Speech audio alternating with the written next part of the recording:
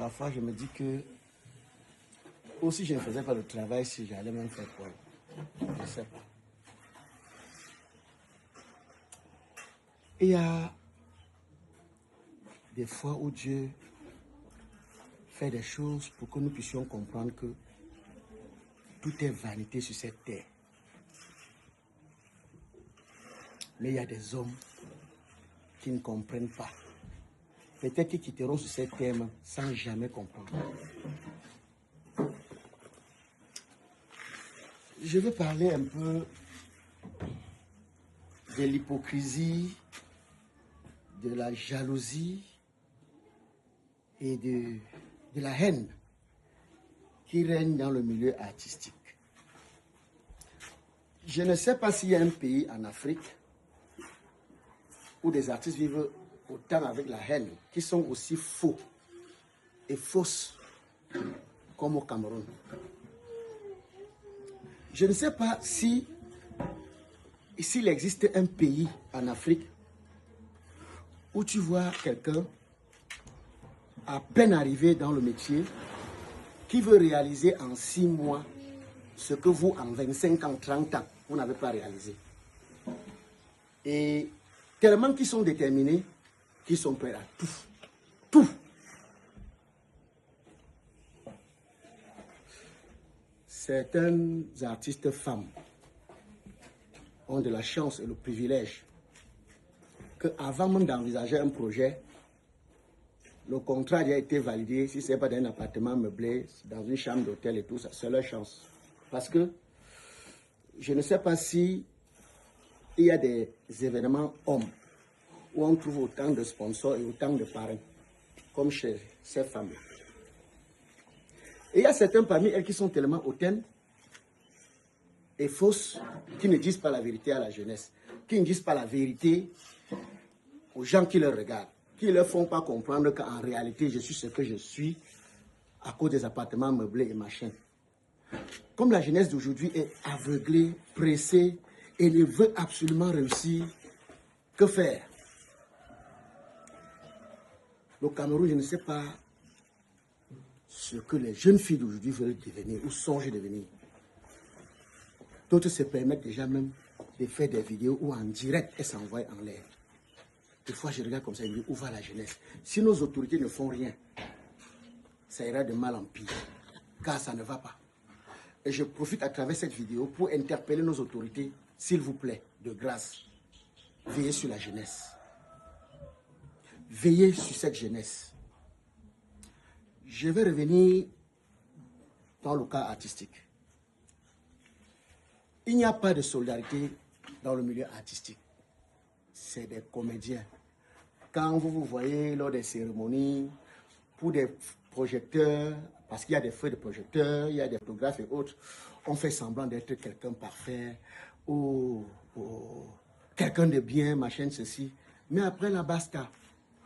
Vous êtes artiste, vous êtes couché sur un lit d'hôpital, vous souffrez. Il y a des collègues qui ne cotisent même pas 5 francs. Mais ce sont des premiers que quand vous décédez, vous disent comment, vous êtes quelqu'un de bien, vous êtes quelqu'un de... Ceci parce qu'ils veulent avoir la compassion des followers. Regardez les cahiers ou bien des artistes déjà décédés.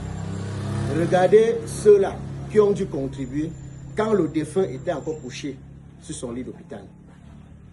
Il n'y a que quelques rares, non. Maintenant, il faut donc voir ce genre dans des veillées. Ils ne viennent pas parce qu'ils aimaient tout le défunt. Ils viennent se faire voir. Ils viennent se promouvoir. À la levée ou à la veillée. Et qu'il y a même certaines personnes, que c'est quand il y a deuil, qui se rappellent même qu'ils sont artistes, dans les groupes d'organisation de deuil.